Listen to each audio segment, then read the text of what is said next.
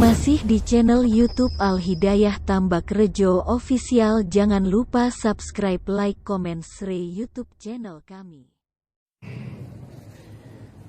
Assalamualaikum warahmatullahi wabarakatuh.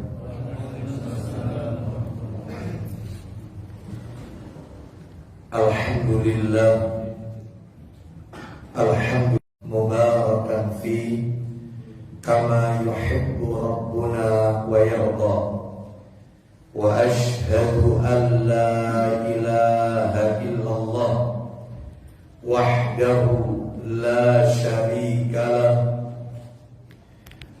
wa ashhadu anna Muhammadan abduhu wa rasuluh.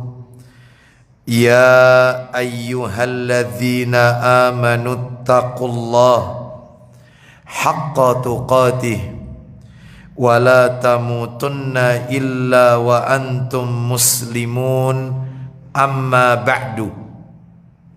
Fa inna asdaqal hadisi kitabullah wa khairal hadi hadi Muhammadin sallallahu alaihi wasallam, wa syarral umuri muhdatsatuha, wa kulla muhdatsatin bid'ah, wa kulla bid'atin dhalalah, wa kulla dhalalatin finnar.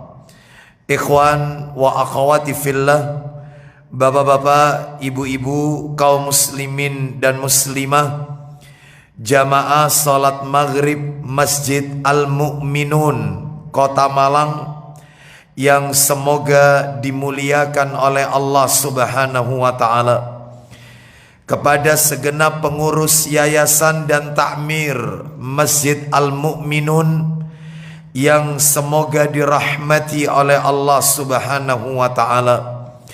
Tidak ada kata yang patut kita ucapkan di malam hari ini selain rasa syukur kita kepada Allah Subhanahu wa ta'ala atas segala karunia nikmat yang telah Allah berikan kepada kita. Salah satu di antara sekian banyak kenikmatan-kenikmatan yang Allah limpahkan kepada kita, diberikannya kita kemudahan oleh Allah dan kesempatan oleh Allah untuk melaksanakan ibadah kepada Allah Subhanahu wa ta'ala, khususnya pada malam hari ini. Ketahuilah Bapak Ibu sekalian, Nabi sallallahu alaihi wasallam beliau pernah bersabda, disebutkan di dalam kitab Sahih Targhib wa Tarhib, di mana Nabi bersabda bersumber dari sahabat Abu Umamah Al-Bahili radhiyallahu an. Dia berkata, Nabi sallallahu alaihi wasallam bersabda, wa salatun fi istri salatin la laghwa bainahuma kitabun fi illiyin. Kata Nabi, salat setelah salat, orang yang menunggu salat setelah salat, orang yang menunggu salat fardu setelah salat fardu yang ia lakukan, sebagaimana yang kita lakukan pada malam hari ini, menunggu salat isya setelah salat maghrib, orang yang menunggu di antara dua waktu salat fardu. Saya ulang terjemahannya, salat setelah salat tanpa ada perbuatan yang sia-sia di antara dua waktu salat tersebut, maka ia tercatat di Illiyin. Apa itu Illiyin? Di dalam daftar penduduk surganya Allah Azza wa Jalla, surga yang paling tinggi. Semoga kita semua adalah hamba-hamba Allah yang digolongkan oleh Allah masuk dalam sabda Nabi yang telah kami sebutkan di awal tadi. Oleh karena itu Bapak Ibu sekalian, ini merupakan sebuah kenikmatan yang wajib kita syukuri. Kita diberikan kesempatan oleh Allah untuk beribadah kepada Allah Azza wa Jalla.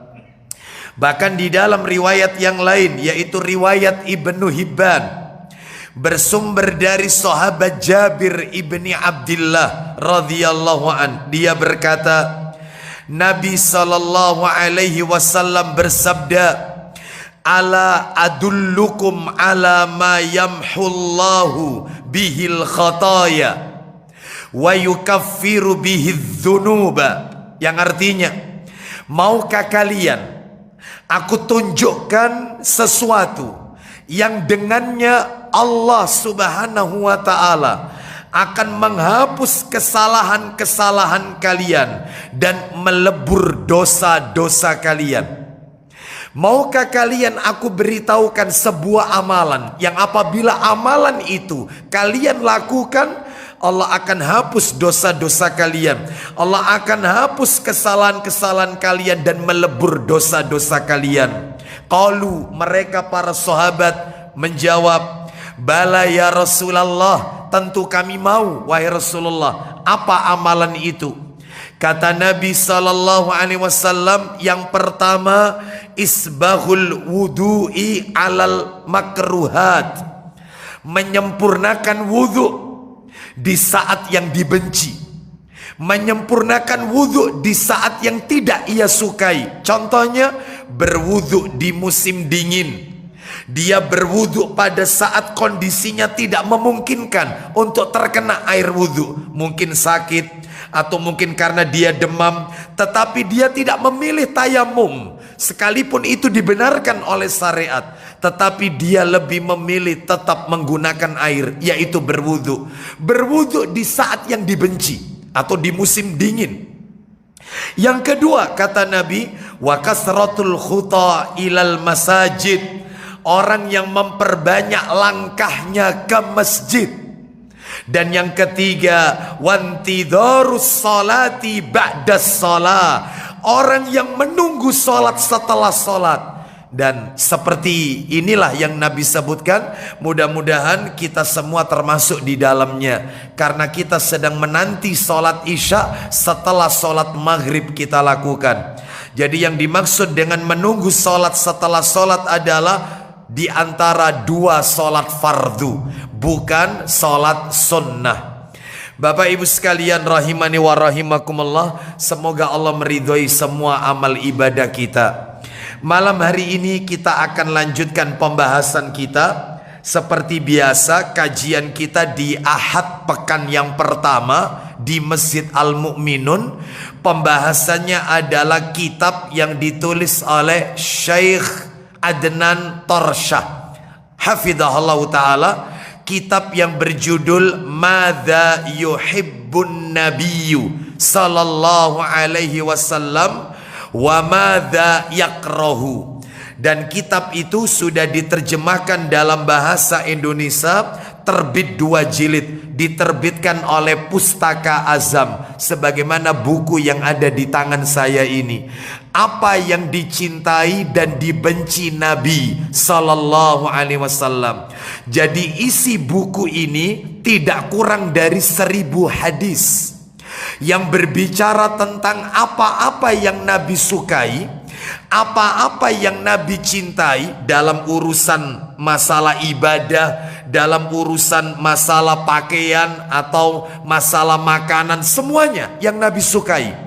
Dan di dalam buku ini juga dijelaskan apa-apa yang dibenci oleh Nabi. Nabi nggak suka, baik urusan ibadah ataupun yang lainnya. Oleh karena itu, kita akan lanjutkan materi kita sesuai dengan catatan saya. Pertemuan kita bulan yang lalu terakhir, kita sudah masuk pada yang dicintai Nabi nomor 2. Jadi kita masih ada di awal-awal ini ya, belum jauh. Saya sudah menjelaskan yang dicintai Nabi nomor 2. Apa itu? Nabi sallallahu alaihi wasallam menyukai salat sunnah yang dikerjakan di rumah, bukan di masjid.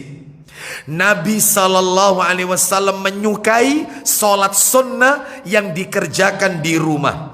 Dan dalilnya waktu itu sudah kami sampaikan. Nah, malam hari ini Bapak Ibu sekalian, malam hari ini saya tidak akan beranjak nomor 3. Tidak.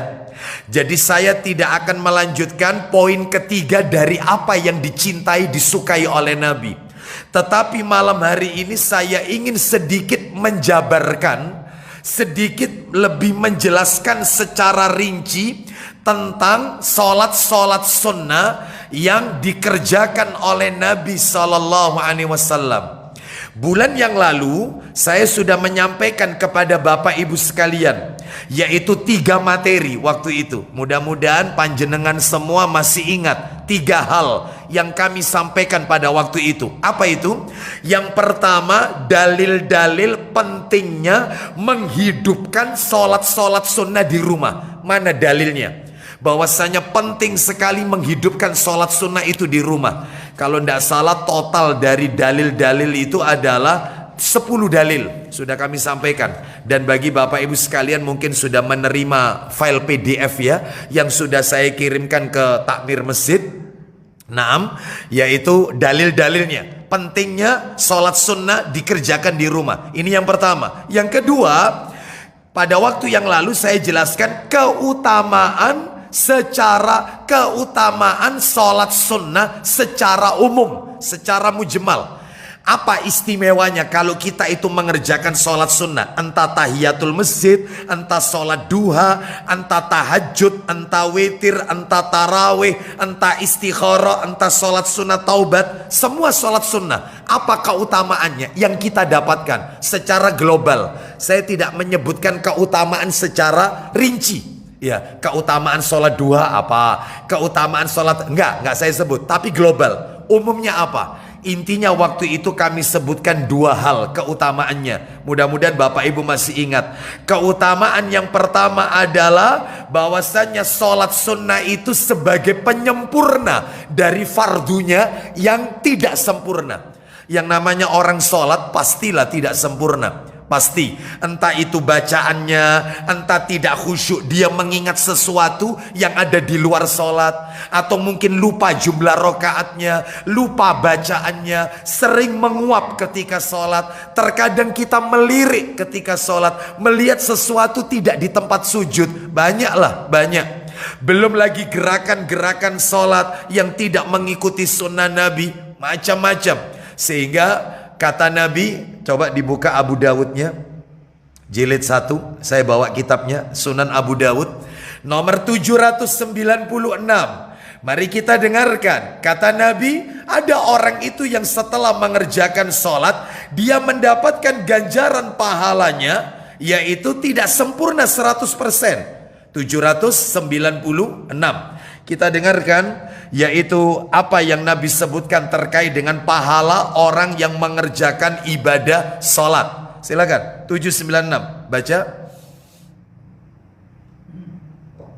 Ya, silakan.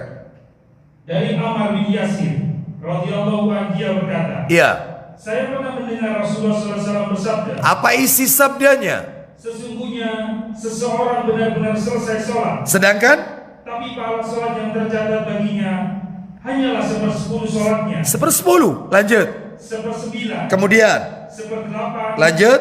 1/7, 1/6, 1/5, 1/4, 1/3 atau 1/2-nya. 50%. Nggak sampai 3/4, 75%. Kenapa? Karena mungkin gerakannya salah, kaifiyah tata caranya, bacaannya salah, atau mungkin dia tidak tumaknina, tergesa-gesa sholatnya, atau tidak khusyuk, membayangkan sesuatu di luar sholat, dan seterusnya. Banyak faktornya. Makanya pentingnya sholat sunnah untuk menutupi ketidaksempurnaan dari fardunya. Itu keutamaan pertama. Yang terakhir, menarik ini. Yang terakhir disebutkan dalam hadis riwayat, ini cuman mengulang sedikit aja ya. Disebutkan di dalam, yaitu riwayat Muslim, bahwasanya sahabat Ma'dan bin Abi Talha al-Ya'muri radhiyallahu an, dia bertemu dengan sahabat Sauban, ya, radhiyallahu an.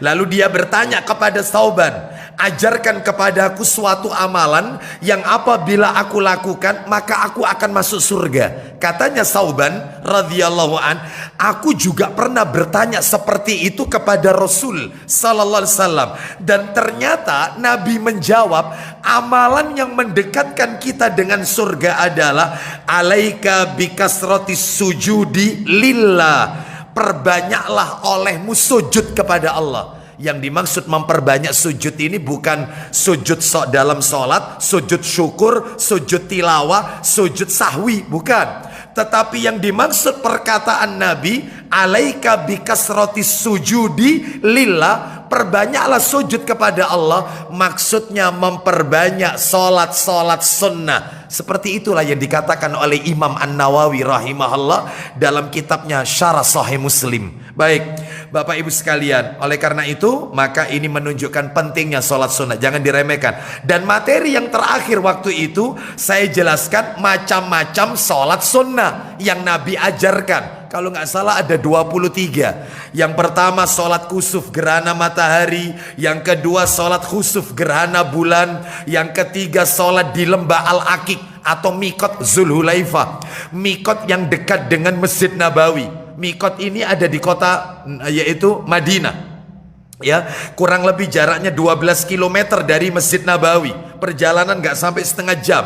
Tempat mikot, kata Nabi, sholli fi hadal wadi al mubarak, sholatlah kalian di lembah ini karena lembah ini penuh dengan keberkahan. Yang keempat sholat tahiyatul masjid, yang kelima sholat sunnah ba'diyah Jumat, yang keenam sholat istisqa minta hujan, yang ketujuh sholat 2 rakaat setelah mimpi buruk, yang kedelapan sholat sunnah tohur setelah wudhu, sholat sunnah ba'da wudhu, yang kesembilan sholat sunnah rawatib qobliyah ba'diyah, yang ke-10 sholat di Masjid Kuba, yang ke-11 sholat ketika masuk rumah pulang dari bepergian, yang ke-12 sholat ketika keluar rumah ketika akan safar, yang ke-13 sholatnya suami istri sebelum melakukan jima awal menikah, yang ke-14 sholat sunnah isyraq, ya, yang ke-15 sholat sunnah tahajud, yang ke-16 sholat sunnah witir, yang ke-17 sholat sunnah duha, 18 sholat sunnah taubat,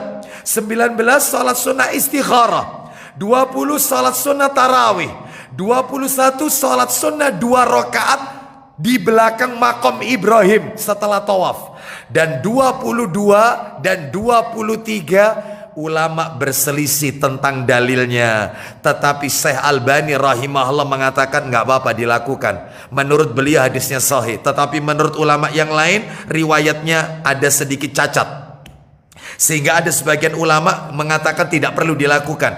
Ada lagi ulama yang mengatakan lakukan sekali seumur hidup, nggak apa-apa, sekali tapi seumur hidup. Apa itu Ustadz? Yang ke-22 sholat sunnah hajat, yang nomor 23 sholat sunnah tasbih. Nah itu. Adapun yang lainnya maka tidak diajarkan oleh Nabi. Contohnya apa yang lainnya nggak diajarkan? Sholat sunnah raghaib yang dilakukan awal, yaitu Jumat awal di bulan Rajab. Waktu itu ya banyak sekali ya kita lihat beberapa masjid melakukan sholat sunnah raghaib. Dan wallahu a'lam bishawab. Maka yang seperti ini adalah sanadnya yaitu tidak sahih. Baik Bapak Ibu sekalian, nah dari 23 ini waktu itu saya sampaikan ada 5 masuk nominasi. Dari 23 yang masuk nominasi 5 sholat sunnah jangan pernah ditinggalkan, lakukan setiap hari, jadikan habit, kebiasaan, jangan pernah ditinggalkan. Dari 23 5 sholat sunnah yang Nabi SAW menekankan jangan pernah ditinggalkan seumur hidup kita, terus lakukan istiqomah. 5 ini apa itu? Yang pertama sholat sunnah rawatib qobliyah ba'diyah, yang kedua sholat sunnah tahajud gandengannya, sholat sunnah witir itu yang nomor 3, yang keempat sholat sunnah duha, urut aja, yang keempat sholat sunnah isyraq suruk, yang kelima sholat sunnah duha. 5 sholat yang bisa kita lakukan setiap harinya. Rawatib qobliyah ba'diyah, tahajud witir, sholat sunnah isyraq, dan sholat sunnah duha. Baik, lakukan secara rutin Bapak Ibu sekalian. Nah berdasarkan hal inilah malam hari ini saya akan merinci dari 5 sholat. Bapak Ibu tinggal hari ini dan bulan depan insya Allah. Karena April kita sudah masuk Ramadan, tentunya kajiannya libur, diisi dengan taraweh dan yang lainnya. Sehingga kesempatan saya manfaatkan betul malam hari ini. Yang pertama, hari ini saya akan membahas sholat sunnah rawatib. Gimana teknisnya, berapa jumlah rakaat ya jika Allah takdirkan, dan bulan depan karena lalu aturan mainnya dan seterusnya yang diajarkan oleh Nabi Sallallahu Alaihi Wasallam. Baik, malam hari ini kita akan membahas yaitu sholat sunnah rawatib. Nanti materi ini kalau selesai, seperti biasa saya akan kirimkan file PDF-nya ke Takmir Masjid Al Mukminun. Jadi nanti panjenengan yang tidak mencatat bisa dilihat nanti ya. Baik, Bapak Ibu rahimani wa rahimakumullah, agar materi kita tidak melebar kemana-mana, tertata dengan baik, maka materinya saya bagi menjadi yaitu 5 pembahasan. 5 pembahasan. Yang pertama, ini tentang sholat sunnah rawatib ya, sholat sunnah rawatib. Saya bagi 5. Yang pertama, definisi. Apa artinya sholat sunnah rawatib? Maksudnya apa sholat sunnah rawatib? Ini yang pertama. Yang kedua, keutamaan sholat sunnah secara umum. Dan ini nanti ini kita lewati karena sudah saya jelaskan. Ini yang kedua. Bapak Ibu sekalian ya. Yang ketiga adalah jumlah rokaatnya. Berapa jumlah rokaat sholat sunnah rawatib ini? Sebab nanti beda-beda. Ada yang sehari 12 rokaat, ada yang sehari 10 rokaat, ada yang sehari itu 18 rokaat. Ada ulama yang mengatakan namanya sholat sunnah hukumnya mustahabbah, yaitu silakan sebanyak apapun. Itu ada, itu pendapatnya Imam Malik rahimahullah ya, dalam mazhab Maliki. Baik, nanti kita akan bahas. Ini nomor 3, jumlah rakaatnya. Baru kemudian yang keempat adalah pembahasannya, yaitu rincian sholat sunnah rawatib. Lah ini yang agak sedikit panjang, mudah-mudahan cukup waktunya rinciannya. Baik Bapak Ibu sekalian, kita awali yang pertama, definisi sholat sunnah rawatib. Definisinya saya nukilkan yaitu dari kitab Syarhul Mumti ala Zadil Mustaqnik yang ditulis oleh Syekh Muhammad bin Saleh Al Utsaimin rahimahullah di juz yang ketiga halaman 93. Apa kata Ibnu Utsaimin rahimahullah? Salat sunnah rawatib adalah, nah ini, salat sunnah rawatib itu adalah salat yang terus menerus dilakukan. Tolong digaris bawahi kalimatnya, terus menerus. Ada kalimat itu, nanti kita kasih dalilnya. Saya ulang, sholat yang dilakukan secara terus menerus, secara kontinu, yang mendampingi sholat fardu, yaitu namanya sholat sunnah rawatib. Ustadz kok pakai ada kata-kata terus menerus, terus kontinu? Apa ada dalilnya? Ada. Buka Ibnu Majah, Sunan Ibnu Majah. Saya bawa kan? Sunan Ibnu Majah dibuka. Nanti tolong jangan ditutup, nomornya berdekatan. Nomor 942 Ibnu Majah 942. Kita dengarkan bersama-sama, yaitu perkataan Aisyah radhiyallahu anhuma. Silakan. 942, silakan. Dari Aisyah radhiyallahu anhuma, ia berkata, iya, Rasulullah SAW bersabda. Apa isi sabdanya? Barang siapa yang melanggengkan atau terus-menerus mengerjakan sholat sunnah 12 rakaat, maka akan dibangun untuknya rumah di surga. Perhatikan kalimatnya. Nabi sallallahu alaihi wasallam mengatakan, "Man sabara ala sintai asyrata rakaatan minas sunnati bunyalahu baitun fil jannah." Siapa yang terus-menerus, ada kata-kata terus-menerus, continue. Berarti tidak fluktuatif melakukannya, terus dilakukan ya. Maka Allah 12 rakaat dalam sehari, maka akan dibangunkan untuknya rumah di surga. Lah 12 rakaat itu rinciannya apa? Baca, silakan rinciannya. 12 rakaat tersebut adalah, kita hitung ya, silakan. 4 rakaat sebelum zuhur. 4 rakaat sebelum zuhur. Lanjut. 2 rakaat setelahnya. 2 rakaat sesudah zuhur. 4 ditambah 2, 6. Lanjut. 2 rakaat setelah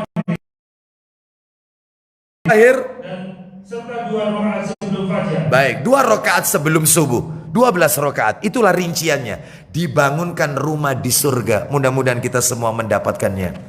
Baik, Bapak Ibu sekalian. Jadi ini adalah definisi. Sekarang nomor 2, keutamaan. keutamaan daripada sholat sunnah rawatib qobliyah ba'diyah. Maka dalam hal ini tadi sudah kita dengarkan, tidak perlu kita ulang. Disebutkan tadi hadisnya riwayat Ibnu Majah, dibangunkan rumah di surga. Taib, kita lewati masuk materi nomor 3. Karena tadi hadisnya sudah dibaca. Jumlah rokaat, lah ini yang menarik. Jumlah rokaat, ternyata ulama berbeda pendapat. Disebutkan pendapat yang pertama menurut mazhab Hanafi dan juga pendapatnya Ibnu Taimiyah rahimahullah. Nah ini ya. Jadi mazhab Hanafi, Imam Abu Hanifah dan juga Ibnu Taimiyah mengatakan jumlah sholat sunnah rawatib sehari semalam 12 rakaat. Dalilnya mana? Ikut yang tadi, Ibnu Majah, nomornya 942 dari Aisyah radhiyallahu anhuma. Taib, kita lewati. Ini pendapatnya mazhab Hanafi. Yang kedua, mazhab Hambali dan Syafi'i. Hambali dan Syafi'i berpendapat bahwasannya sholat sunnah rawatib itu sehari semalam totalnya bukan 12 tetapi 10 rakaat. Dalil yang mereka pakai adalah dalil di dalam hadis riwayat Bukhari. Sahih Bukhari di nomor aslinya Bapak Ibu sekalian, Sahih Bukhari nomornya adalah 1180 1180. Nah, coba antum baca ini aja, ketemu pakai ini aja. Nah, afan tangan kiri. Nah, langsung aja kita dengarkan sama-sama. Dari mana itu hadisnya? Silakan. 10 rakaat. Kita lihat 1180. Silakan. Dari Abdullah bin Umar radhiyallahu anhu berkata, iya, aku menghafal sesuatu dari Nabi sallallahu alaihi wasallam. Lanjut. Berupa sholat sunnah 10 rakaat. Nah, berapa sholat sunnah? Sebanyak 10 rakaat. Lanjut. Yaitu 2 rakaat sebelum sholat zuhur. Baik, 2 rakaat sebelum zuhur. Lanjut. 2 rakaat sesudahnya. 2 rakaat sesudah zuhur. Berarti 4. Lalu 2 rakaat sesudah sholat maghrib di rumah beliau. Baik, 2 rakaat sesudah sholat maghrib. 6. Lanjut. 2 rakaat sesudah sholat isya di rumah beliau. Baik, terakhir. Dan 2 rakaat sebelum sholat subuh. Itu pendapatnya Imam Syafi'i dan Imam Hambali. Mazhab Hambaliyah dan Syafi'iyah 10 rakaat. Jadi kalau ada saudara-saudara kita sehari pakai 10 rakaat berarti pakai pendapatnya Syafi'i, ya. Nggak usah ribut, yang salah ya nggak sholat gitu aja, ya. Jadi yang penting kita tahu dalilnya. Fanatik itu jangan sama mazhab, fanatik itu sama dalil. Selama dalilnya sahih, sami'na wa ata'na. Fanatik itu sama dalil, jangan sama mazhab, ya. Fanatik itu sama dalil, bukan bendera. Fanatik itu jangan sama organisasi. Fanatik itu sama dalil. Selama dalilnya sahih, sami'na wa ata'na, ikut dalil. Ya, baik. Kita lanjutkan Bapak Ibu. Jadi itu pendapatnya mazhab Hambali dan Syafi'i. Yang ketiga, menurut pendapatnya Imam Asy-Syairazi yang disetujui oleh Imam An-Nawawi rahimahullah, ternyata sholat sunnah rawatib qobliyah ba'diyah sehari semalam 18 rakaat. Ya, rinciannya gimana 18? Kita dengarkan dalilnya. Buka Tirmidzi. Tirmidzi jilid yang pertama atau langsung boleh yang sudah di-download, nomornya 427. Bawa sini HP saya. Nah, 427 dan 430. Kita lihat Sunan Tirmidzi. Kitabnya saya bawa, Sunan Tirmidzi ya. Baik. 427 Tirmidzi. Ya, kita dengarkan baik-baik. Silakan. Dari mana hadis itu? Ya, nama orang terakhir Ummu Habibah radhiyallahu anha, istri Nabi sallallahu alaihi wasallam yang nama aslinya adalah Romlah. Baik, kita lanjutkan. Ayo dibaca dari Ummu Habibah, silakan. Dari Ummu Habibah, ia berkata, Rasulullah SAW bersabda. Perhatikan sabdanya, man shalla qabla dhuhri arba'an wa ba'daha arba'an harramahullahu 'alan nar. Masya Allah. Silakan. Barang siapa mengerjakan sholat sunnah 4 rakaat sebelum zuhur. 4 rakaat sebelum zuhur. Terus? Dan 4 rakaat setelah zuhur. Setelah zuhur 4 rakaat. Maka Allah mengharamkan api neraka untuk menyentuhnya. Baik. Allah haramkan tubuhnya ketemu dengan api neraka. Allah haramkan tubuhnya tersentuh dengan api neraka. Tapi ya begitu. 4. ya. Duhurnya 4, berarti banyak ya. Masya Allah. Terus berarti totalnya berapa tadi? Sebelum duhur 4, sesudah duhur 4, berarti 8. Lanjut nomor 430, Tirmidzi 430. Kita dengarkan Tirmidzi 430. Ya, silakan. Muhammad bin Muslim bin Mikram memberitahukan kepada kami. Langsung aja dari Ibnu Umar radhiyallahu anhu. Ya. Ya. Dari Nabi SAW ia bersabda. Rahimallahu imra'an shalla qabla al-asri arba'an. Silakan. Allah memberi rahmat kepada orang yang melakukan salat sunnah 4 rakaat sebelum asar. Salat sunnah sebelum asar 4 rakaat. Allah akan turunkan rahmat. Ketemu sekarang jumlah totalnya. Sebelum duhur 4, sesudah duhur 4, 8. Sebelum asarnya 4, berarti 12. Sisanya dalilnya ngikut yang tadi. Setelah maghrib 2, setelah isya 2, sebelum subuh 2. Total 18. 18 rakaat. Pendapatnya siapa? Imam An-Nawawi rahimahullah. Baik, sekarang yang nomor 4, pendapatnya Imam Malik, mazhab Malikiyah. Beliau mengatakan tidak ada batasan. Namanya saja sholat sunnah, maka sifatnya mustahabbah, disukai oleh Allah. Sehingga berapapun jumlah rakaatnya bebas. Ternyata untuk pendapat yang nomor 4 ini dilemahkan oleh para ulama yang lain. Karena pendapat yang keempat dilemahkan, tinggal muncul di permukaan sisa 3 pendapat. 12, 10, sama 18. Dari 3 pendapat ini, mana yang rajih, mana yang argumentatif, mana yang kuat? Ternyata ketemu angka sebagaimana disebutkan oleh Syekh Muhammad bin Saleh Al-Utsaimin rahimahullah dalam kitabnya Syarhul Mumti di juz yang keempat. Beliau menguatkan pendapat yang kuat adalah yang Nabi tidak pernah tinggalkan 12 rakaat. Bukan 10, bukan yang 18. Berarti kalau kita melakukan 18 boleh, nggak ada larangan. Ada dalilnya kok. Ada dalilnya. Kalau 10 rakaat Ustaz nggak apa-apa. Tapi kalau Anda bertanya pendapat yang kuat, jumhur, dan ini adalah yang rajih ini 12 rakaat. Sebelum duhur 4, sesudah duhur 2, sesudah maghrib 2, sesudah isya 2, sebelum subuh 2 rakaat. Mana dalilnya kalau Nabi nggak pernah tinggalkan? Buka Sahih Muslim. Bawa Sahih Muslim. Nomornya 702. Posisi hadis ada di sebelah kiri. Yaitu dari Abdullah bin Syaqiq radhiyallahu an. Dia bertanya kepada Aisyah radhiyallahu anhuma. 702. Tafadhal. Dari Abdullah bin Syaqiq radhiyallahu an katanya, aku bertanya kepada Aisyah radhiyallahu anha. Radhiyallahu anhuma. Kita doakan beliau sama ayahnya Abu Bakar As-Siddiq radhiyallahu an. Lanjut teruskan. Tentang salat sunnah rawatib yang pernah dikerjakan Rasulullah SAW. Nah, pertanyaannya jelas sekali. Salat sunnah rawatib yang Nabi kerjakan. Apa kata Aisyah? Namanya istri. Namanya istri pasti tahu yang dilakukan oleh suaminya. Apa kata Ummul Mukminin Aisyah radhiyallahu anhuma? Katanya, beliau sholat di rumahku 4 rakaat sebelum zuhur. Di rumah 4 rakaat. Terus? Kemudian beliau pergi ke masjid mengimami sholat orang banyak. Baik, setelah itu? Sesudah itu beliau pulang. Terus? Lalu sholat pula di rumahku 2 rakaat. 2 rakaat. Lanjut. Kemudian beliau pergi mengimami sholat maghrib orang banyak. Terus? Sesudah itu beliau pulang. Terus? Lalu sholat di rumah 2 rakaat. Asarnya nggak dilewati, nggak disebut sama Aisyah radhiyallahu anhuma. Jadi langsung disebutkan maghrib, asar dilompati. Terus kemudian? Kemudian beliau pergi mengimami sholat isya. Terus? Sesudah itu beliau pulang. Lanjut. Lalu sholat di rumah 2 rakaat. Begitulah seterusnya sampai terakhir karena hadisnya masih panjang. Subuh.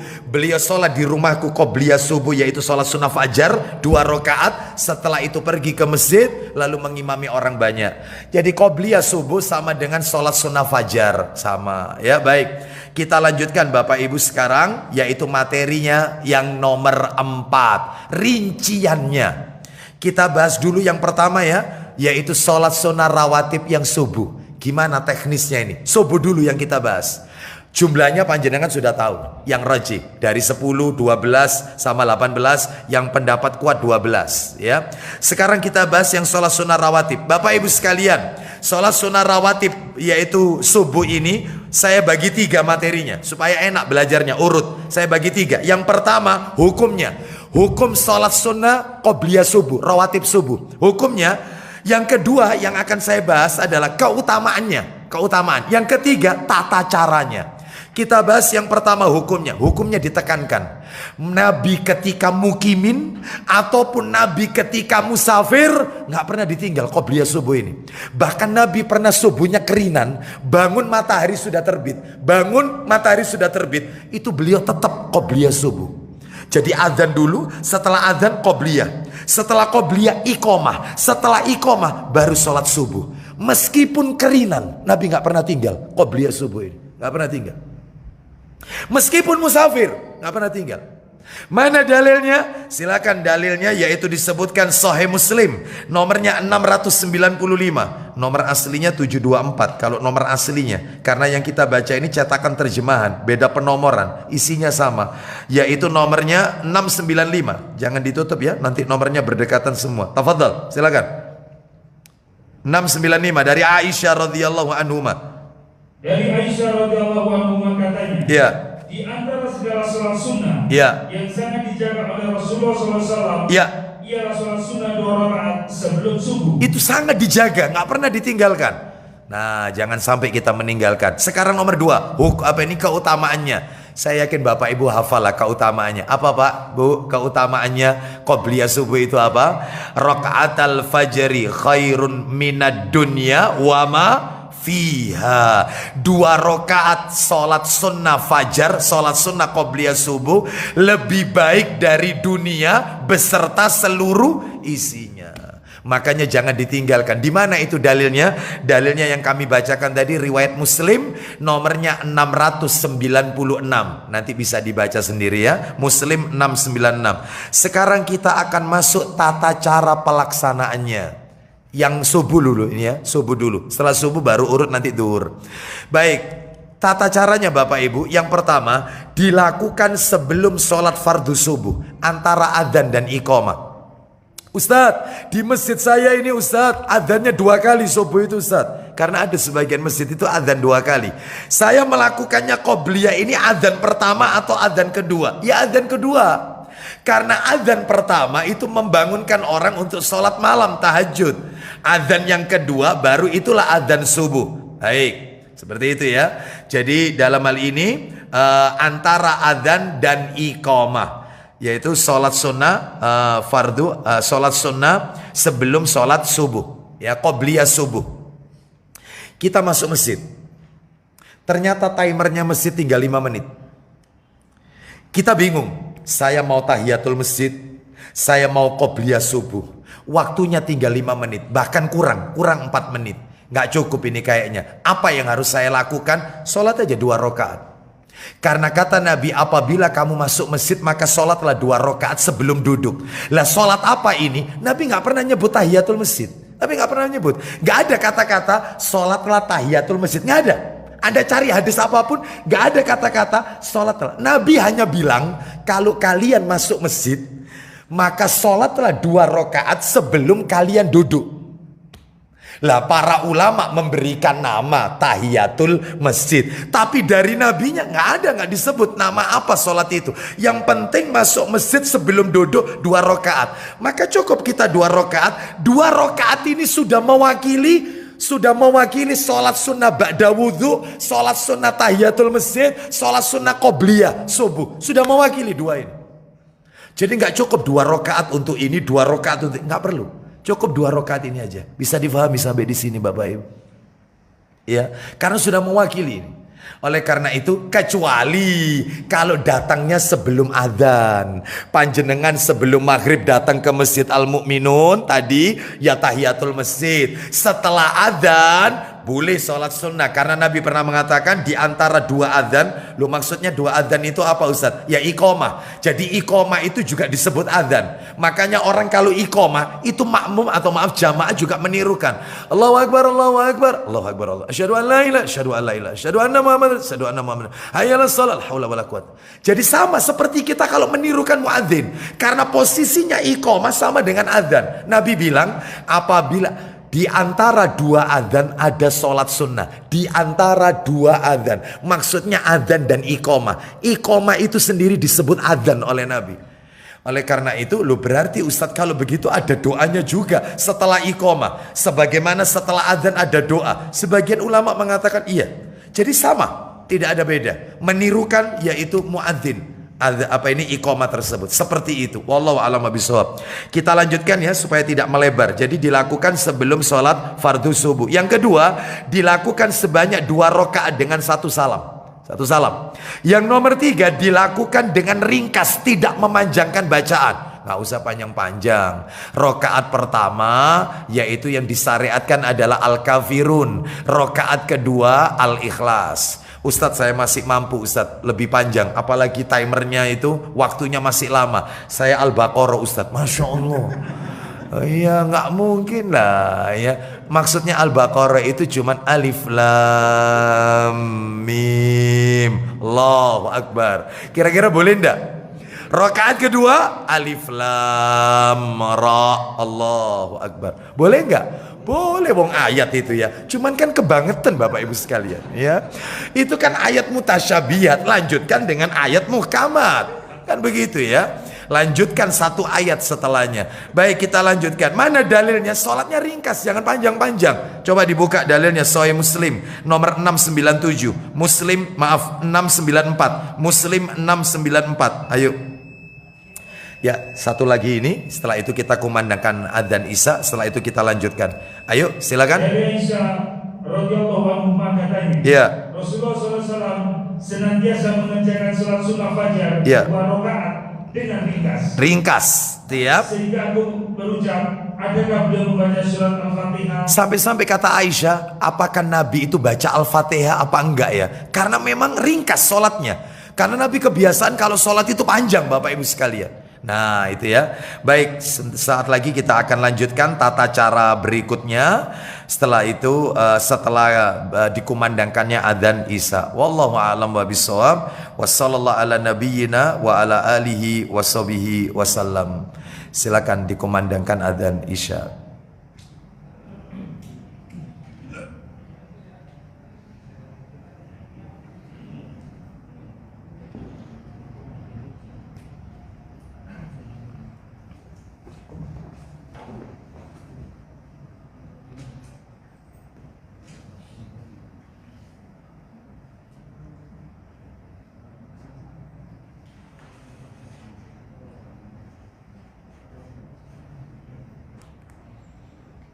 Asyhadu an la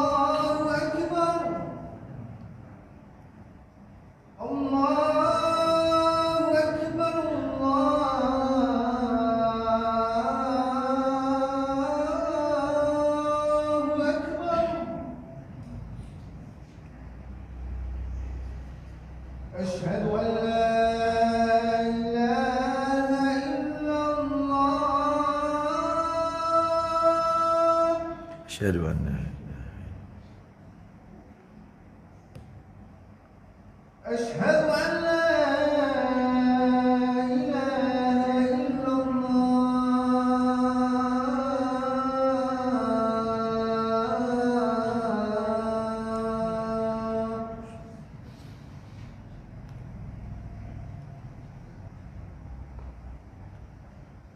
Asyhadu anna Muhammadar Rasulullah.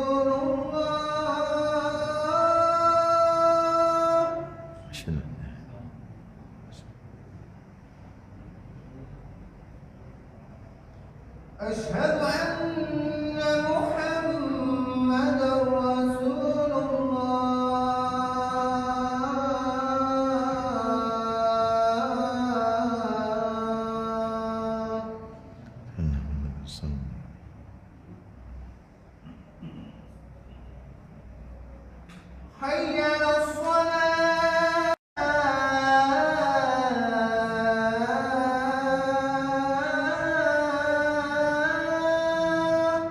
haula wala quwwata.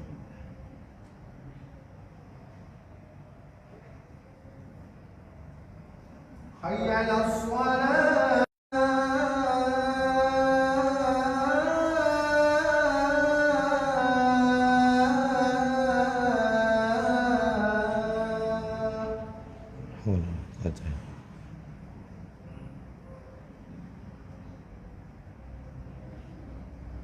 Hayya 'alal falah.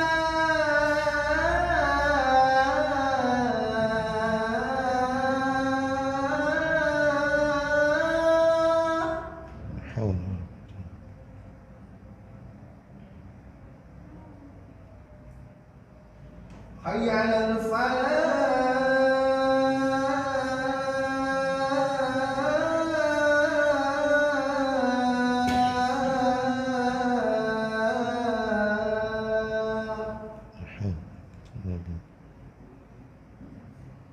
Allahu Akbar,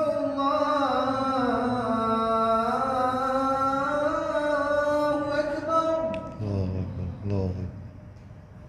La ilaha illallah. La ilaha illallah.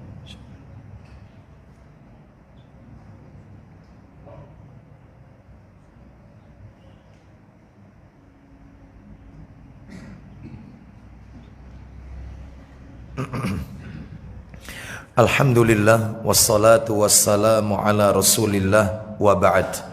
Kita lanjutkan Bapak Ibu sekalian, yaitu yang nomor 4 sekarang, tata cara sholat sunnah rawatib qobliyah subuh yang keempat. Surat yang dibaca rokaat pertama setelah Al-Fatihah Al-Kafirun itu disunahkan.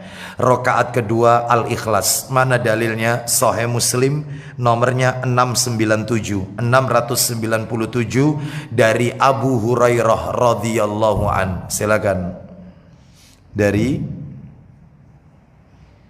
Abu Hurairah radhiyallahu an katanya. Ya. Biasanya dalam 2 rakaat sunnah fajar, pada rakaat pertama Rasulullah SAW membaca Qul ya ayyuhal kafirun atau surat Kafirun, dan pada rakaat kedua surat Al-Ikhlas. Nah, surat Al-Ikhlas itu ya.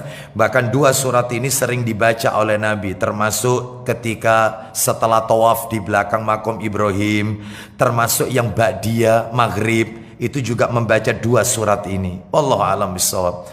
Kita lanjutkan yang nomor 5 Bapak Ibu sekalian. Ya, tata cara ya dari qobliyah salat sunnah rawatib subuh. Yang kelima adalah yaitu disunahkan berbaring setelah menunaikan sholat sunnah rawatib subuh. Ini kalau memungkinkan. Jika rumahnya dekat dengan masjid, kan dia kerjakan di rumah, tidak di masjid sholat sunnah ini. Lalu setelah itu dia berbaring sambil menunggu iqomah. Seperti itulah kebiasaannya Nabi. Beliau qobliyah dulu di rumah 2 rakaat, setelah itu beliau berbaring menunggu iqomah. Begitu iqomah kemudian beliau ke masjid mengimami langsung orang banyak. Itulah kebiasaan Nabi. Jadi pada materi yang terakhir bulan yang lalu saya sudah sampaikan, sampai kata Nabi, sholat sunnah yang aku kerjakan di rumah lebih aku cintai daripada sholat sunnah yang aku kerjakan di masjidku, ya, Masjid Nabawi. Karena apa? Karena memang lebih ditekankan sholat sunnah itu dikerjakan di rumah. Kecuali kalau memang rumahnya jauh sehingga harus dikerjakan, maka tidak dilarang yang seperti ini, boleh. Kita lanjutkan, mana itu dalilnya? Dalilnya kok disunahkan berbaring setelah menunaikan sholat sunnah rawatib subuh. Yaitu dalilnya Abu Dawud nomornya 1261, 1261 dan 1263. Kita dengarkan baik-baik. Abu Dawud, ya, 1261. Ya, silakan. Dari Abu Hurairah. Abu Hurairah radhiyallahu an, dia berkata, ya, Rasulullah SAW bersabda, isinya, apabila seseorang mengerjakan sholat 2 rakaat sebelum subuh, ya, maka hendaklah berbaring miring ke kanan. Nah, setelah itu berbaring miring ke kanan. Lanjut teruskan. Marwan bin Hakam berkata kepadanya, ya, tidak memadaikan. Stop, sampai situ aja. Ya, sudah masuk poinnya. Nomor 9. Bagi seseorang, nah ini penting. Mohon maaf, kok nomor 9? Nomor berapa ini? 6 ya, 6 ya. Yang ke-6 ya, terakhir ini. Yang terakhir, 6. Bagi seseorang yang tidak sempat sholat sunnah rawatib subuh, nggak sempat. Jadi dia datang, sudah dimulai sholat subuh, sudah dikumandangkan iqomah, dia datang ke masjid, berarti nggak sempat qobliyah. Maka disyariatkan untuk dilakukan setelah sholat fardu subuh atau setelah terbit matahari. Boleh, boleh. Jadi dilakukan setelah sholat subuh atau dilakukan setelah matahari terbit. Tapi tidak boleh dijadikan kebiasaan seperti ini karena kasus-kasus terkondisikan saja, bukan mengkondisikan. Makanya kita harus datang lebih awal ke masjid, ya. Jangan waktunya itu dekatkan dengan iqomah, ya. Mana dalilnya? Silakan dibuka Tirmidzi. Nomornya 422, Tirmidzi 422, yaitu dari Muhammad bin Ibrahim, dari kakeknya yaitu Qais radhiyallahu an. Dia berkata, ayo Tirmidzi 422 kita dengarkan. Ya, silakan. Tirmidzi 422. Silakan. Dari Muhammad bin Ibrahim, nama orang terakhir. Dari Muhammad bin Ibrahim, dari kakeknya. Ya. Qais, Ya. dia berkata, Silakan. Rasulullah SAW keluar lalu dikumandangkan iqomah. Baik, terus. Iqomah untuk sholat. Lanjut. Maka aku sholat subuh bersama beliau. Aku sholat subuh bersama Nabi, nggak sempat qobliyah. Lanjut. Kemudian Nabi SAW berlalu. Ya. Dan Nabi melihatku baru mengerjakan sholat. Ternyata setelah Nabi selesai sholat, maka Qais ini mengerjakan sholat 2 rakaat. Maka Nabi berkata, tunggu dulu Qais, tunggu dulu, jangan sholat. Apakah kamu ingin sholat subuh 2 kali? Katanya Qais, aku tadi belum qobliyah, makanya aku lakukan sekarang. Kata Nabi, kalau begitu boleh kau lakukan. Boleh, asal jangan tiap hari begini, jangan ya. Ini ya. Terus lanjut, terus silakan. Maka Nabi bersabda, Ya. tunggu hai Qais. Ya, lanjut. Apakah kamu melaksanakan 2 sholat fardu dan sunnah secara bersamaan? Lanjut, teruskan. Aku menjawab, wahai Rasulullah, sesungguhnya aku belum mengerjakan sholat sunnah 2 rakaat sebelum subuh. Terus. Lalu Nabi SAW bersabda, Ya. jika begitu, maka tidak apa-apa kalau kamu mengerjakannya. Nah, nggak apa-apa kau kerjakan. Itu ya. Baik. Kita lanjutkan sekarang nomor 2 sekarang. Subuh sudah, sekarang giliran duhur. Sholat sunnah rawatib duhur. Ya. Apa itu? Yang pertama hukumnya, yang kedua jumlah rakaatnya, lalu yang ketiga tata caranya. Materinya saya bagi 3 lagi. Hukum, jumlah rakaat, sama tata caranya. Yang pertama hukumnya, sholat sunnah qobliyah dan ba'diyah zuhur, hukumnya sunnah muakkadah, sunnah yang ditekankan, tidak pernah ditinggalkan oleh Nabi kecuali safar. Jadi kalau Nabi safar, sholatnya di jamak qasar, maka Nabi tidak mengerjakan qobliyah dan ba'diyah, atau sholatnya di jamak, tidak di qasar. Kalau mau bepergian, maka ini tidak dilakukan oleh Nabi. Jadi kalau Nabi tidak dalam keadaan safar, sholat yang satu ini nggak pernah ditinggal. Qobliyah zuhur, ba'diyah zuhur. Berarti ditekankan. Mana dalilnya? Silakan Ibnu Majah. Oh, tadi sudah kita bahas ya, tadi dalilnya 942 tadi ditekankan. Yang tadi ada kata-kata terus menerus secara kontinu, 12 rakaat, 4 rakaat sebelum duhur, 2 rakaat setelah duhur. Baik, kita nggak perlu ulang lagi. Sekarang yang nomor 2, jumlah rakaatnya. Jumlah rakaat yang paling kuat adalah sebelum duhur 4, sesudah duhur 2. Ustadz, kalau saya 2 sama 2 boleh, berarti pakai pendapatnya Syafi'i. Ustadz, saya pakai sebelum duhur 4, sesudah duhurnya 4 boleh, berarti pendapatnya Imam An-Nawawi rahimahullah. Dalilnya riwayat Tirmidzi, boleh. Tetapi kalau ditanya mana yang sering dilakukan Nabi, yang paling kuat pendapatnya, ya sebelum duhur 4, sesudah duhurnya 2 rakaat. Dalilnya sudah kita dengarkan bersama tadi, kita lewati aja. Yang nomor 3 materinya adalah tata caranya. Lah, tata caranya ada 5 ini. Harus diperhatikan tata cara qobliyah ba'diyah zuhur ini. Penting ini. Yang pertama adalah yaitu dilakukan dengan 2 kali salam. 4 rakaat sebelum duhur, 2 kali salam. 2 rakaat salam, 2 rakaat salam. Baru sholat duhur 4 rakaat. Setelah itu ba'diyah duhur 2 rakaat. Boleh. Mana dalilnya? Buka Ibnu Majah. Nomornya 1097. Ibnu Majah 1097. Yaitu dari Ibnu Umar radhiyallahu anhuma, dia berkata, Rasulullah sallallahu alaihi wasallam bersabda, "Salatul laili wan nahari masna masna." Silakan. Dari Ibnu Umar radhiyallahu anhuma, Ya. Rasulullah SAW bahwa beliau bersabda, Isinya, sholat sunnah malam hari dan siang hari 2 rakaat, 2 rakaat. lihat, ini secara umum ini. Sholat sunnah yang dikerjakan di malam hari, tahajud dan seterusnya, atau yang di siang hari, yang qobliyah ba'diyah tadi, 2 rakaat, 2 rakaat. Nah, ya ini 2 rakaat salam, 2 rakaat salam. Ini tata cara pertama. Ini pendapatnya Imam Syafi'i dan Imam Ahmad. Yang kedua sekarang dilakukan dengan 1 salam, 2 tahiyat. Jadi mirip persis seperti sholat duhur. Sholat duhur itu kan tahiyatnya 2 kali, salamnya sekali.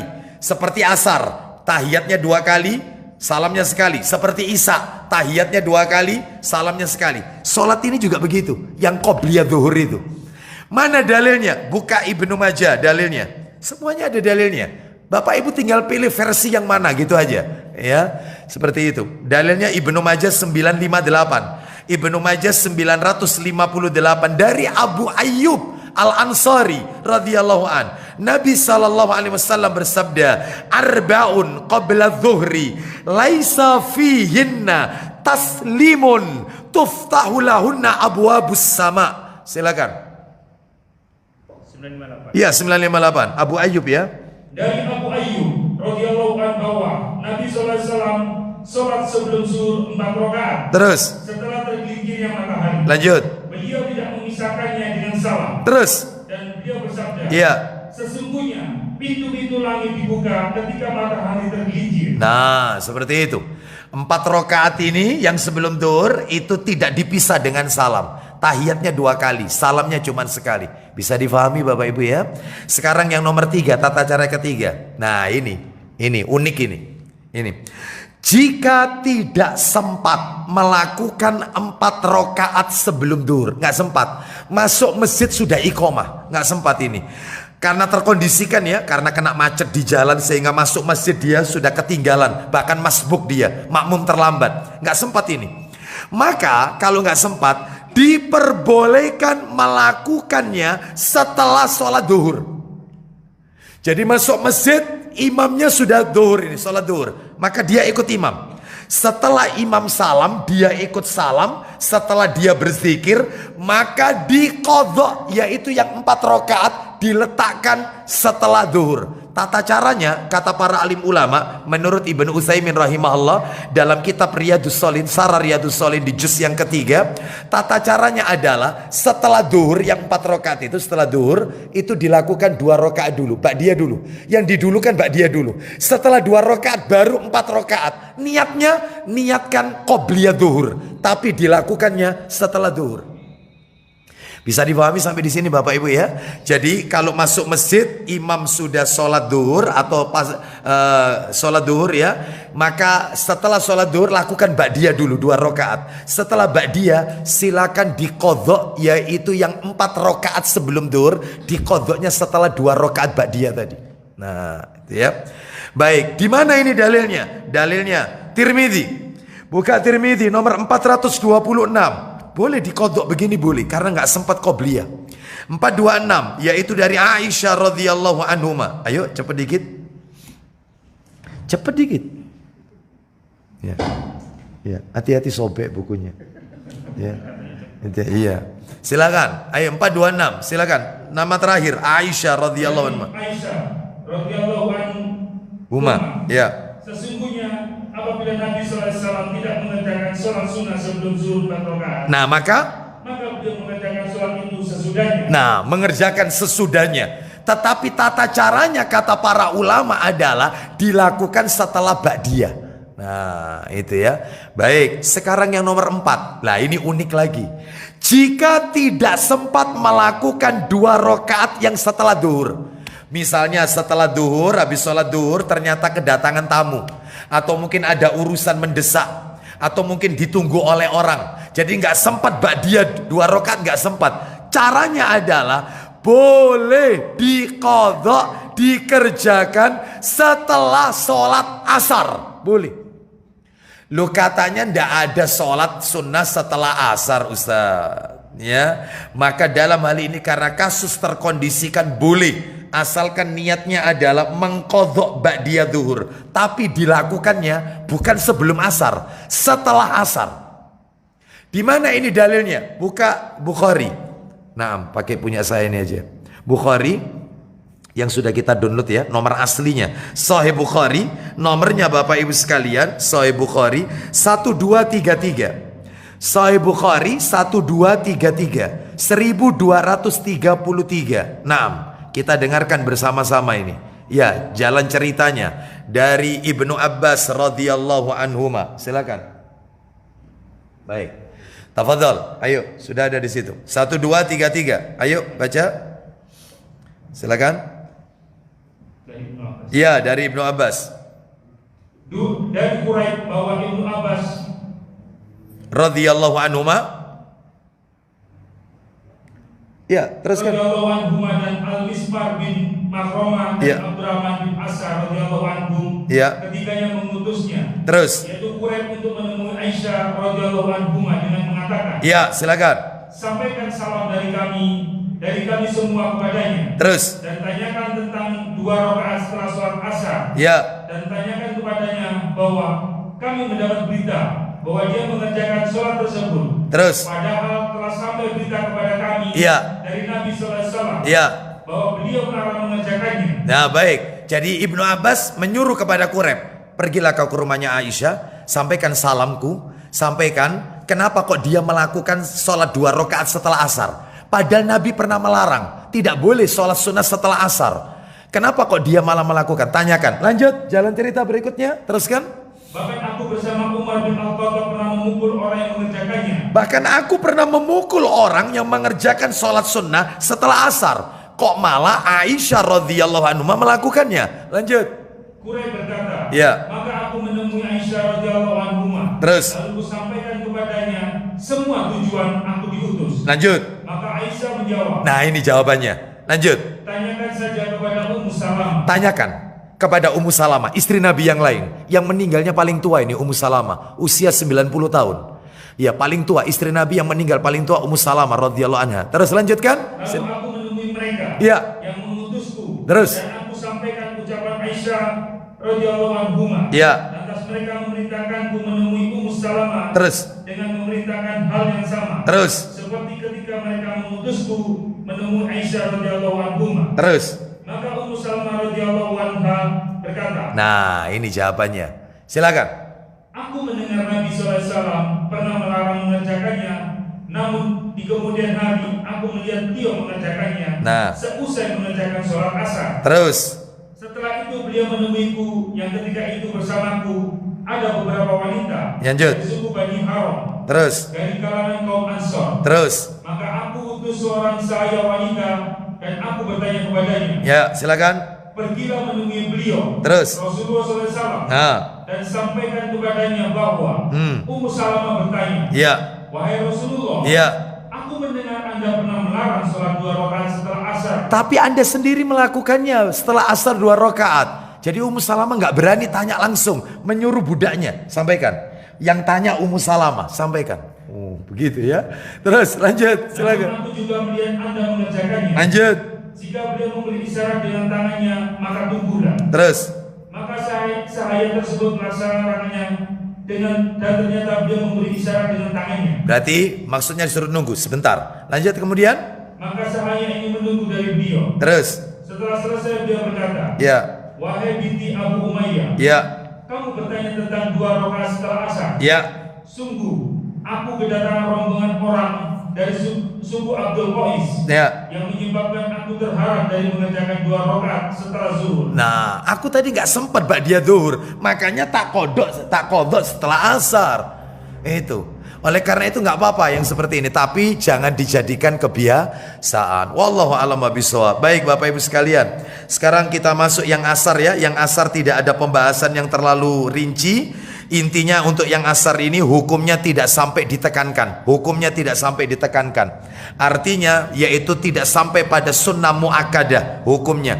Ini disebutkan dalam kitab Sahih Fikih Sunnah. Adapun keutamaannya Bapak Ibu sudah dengar tadi kan, orang yang mengerjakan 4 rakaat sebelum asar diberikan apa oleh Allah tadi? Rahmat. Allah turunkan rahmat. Berarti boleh sesekali dilakukan. Terus kemudian tata caranya adalah dilakukan yaitu boleh 2 rakaat salam, 2 rakaat salam. Boleh juga yaitu dilakukan 4 rakaat dengan 2 kali tasyahud. Di mana dalilnya ini? Dalilnya di dalam Tirmizi, nomornya 429. Jadi qobliyah asar yang 4 rakaat itu 2 kali tahiyat, 1 kali salam. Nah, seperti itu. Boleh. Seperti itu boleh. Atau mungkin 2 rakaat salam, 2 rakaat salam. Baik, silakan dipilih. Sekarang kita masuk yang maghrib. Setelah itu kita tuntaskan sampai isya. Yaitu yang maghrib ini juga tidak ada pembahasan rinci. Intinya adalah ditekankan sholat sunnah ba'diyah maghrib ini ditekankan, sholat sunnah rawatib maghrib ditekankan. Nabi tidak pernah tinggalkan kecuali kalau safar. Maghrib sama isya di jamak qashar, maka Nabi meninggalkannya. Tapi kalau Nabi tidak safar, beliau tidak pernah meninggalkan yang ba'diyah maghrib ini. Terus tata caranya cuma 2 rakaat dilakukan setelah sholat maghrib, lebih afdol di rumah. Sampai-sampai ada dalil, kitabnya ada ya, karena waktunya ini saya persingkat aja. Disebutkan dalam hadis Abu Dawud. Jadi ceritanya setelah sholat maghrib ada sahabat Nabi yang beliau melakukan ba'diyah maghrib di masjid. Sama Nabi dihentikan, tunggu dulu. Sholat apa yang kau kerjakan ini? Ba'diyah maghrib wahai Rasulullah. Sholat ini tempatnya bukan di sini, di rumah. Pulang ke rumah, sholat di rumah. Itu ada dalam Abu Dawud. Nomor hadisnya 1300. Jadi orang itu pulang ke rumah.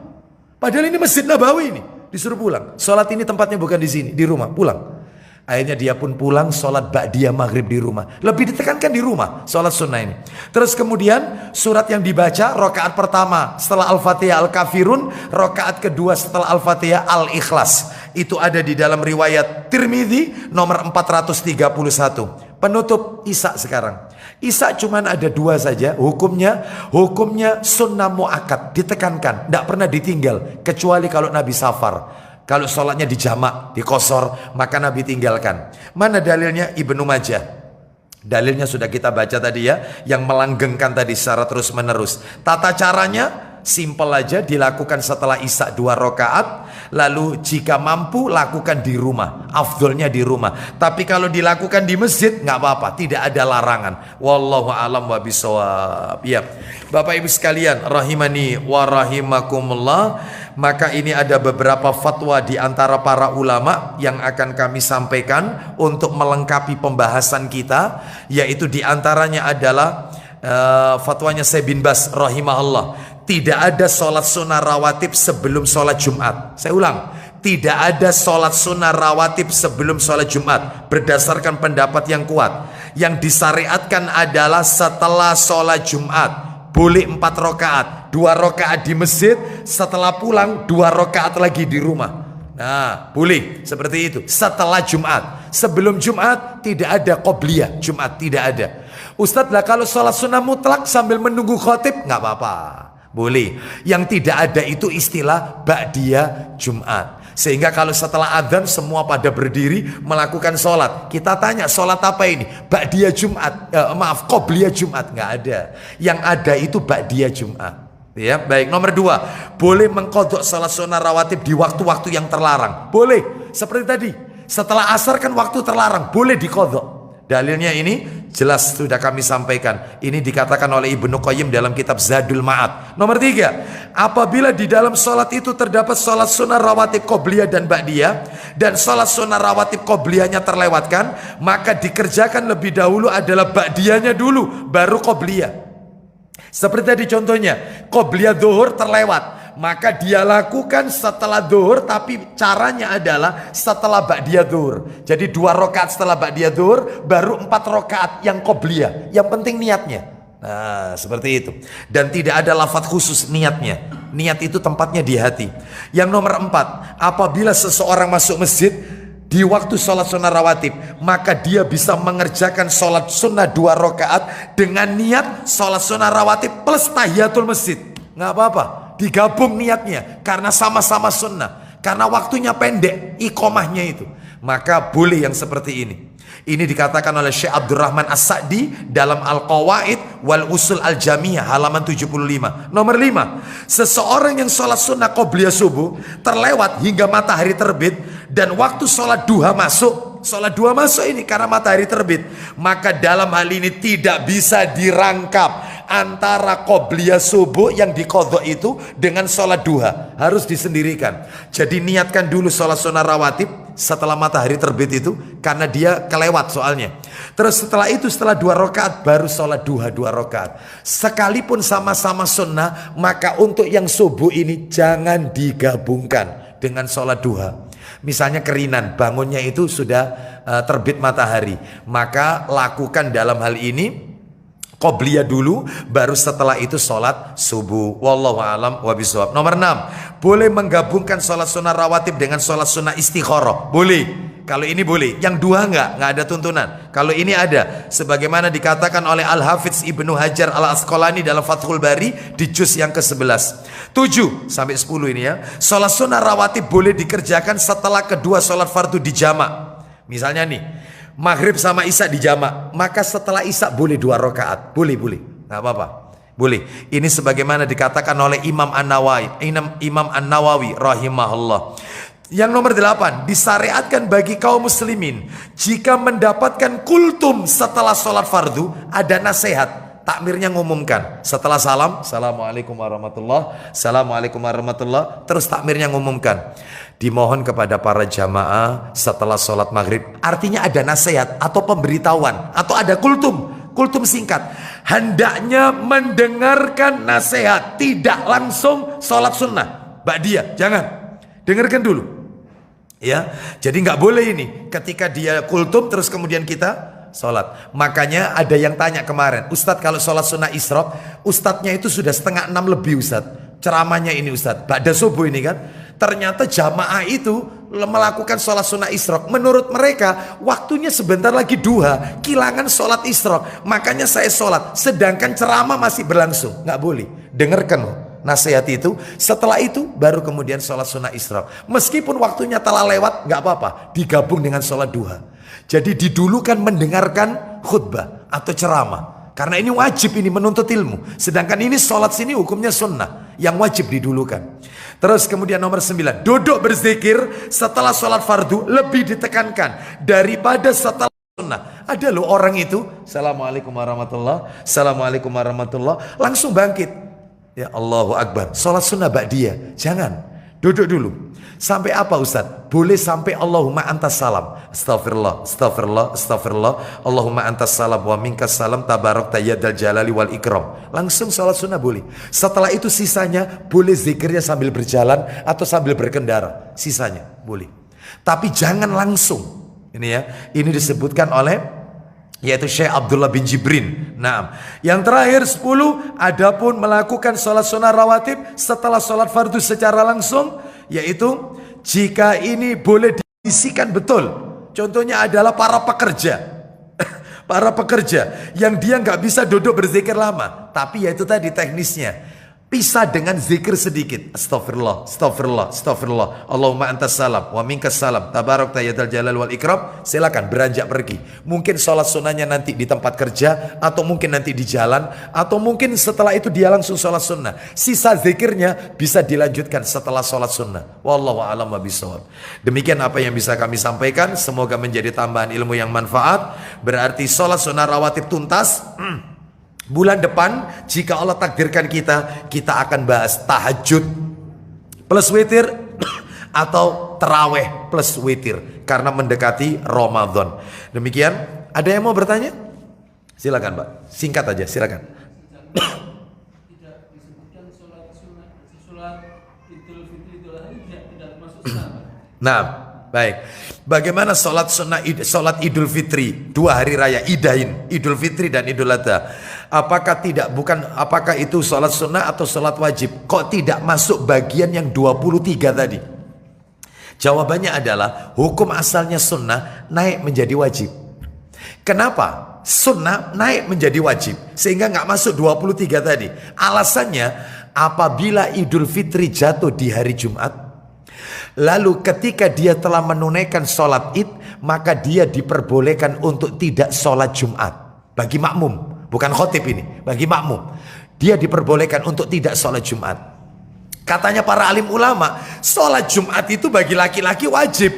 Mana mungkin sesuatu yang wajib bisa gugur, bisa hilang, kecuali yang bisa menggugurkan sesuatu yang wajib pula. Berarti Idul Fitri itu wajib, bisa menggugurkan Jumat. Karena nggak mungkin sesuatu yang wajib bisa digugurkan dengan yang sunnah. Nggak mungkin.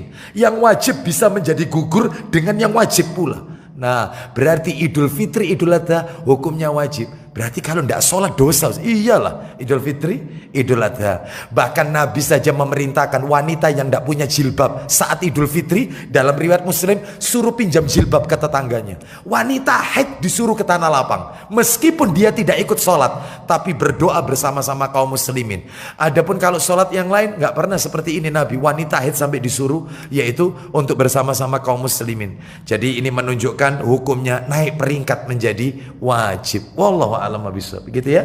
Baik, kita akhiri dengan kafaratul majelis. Mohon maaf kalau waktunya lewat jauh ya, dan mudah-mudahan menjadi tambahan ilmu yang bermanfaat. Wassallallahu ala nabiyyina wa ala alihi washabihi wasallam. Subhanakallahumma wa bihamdika asyhadu an la ilaha illa anta astaghfiruka wa atubu ilaik. Wa akhiru da'wana anil hamdulillahi rabbil alamin. Assalamualaikum warahmatullahi wabarakatuh.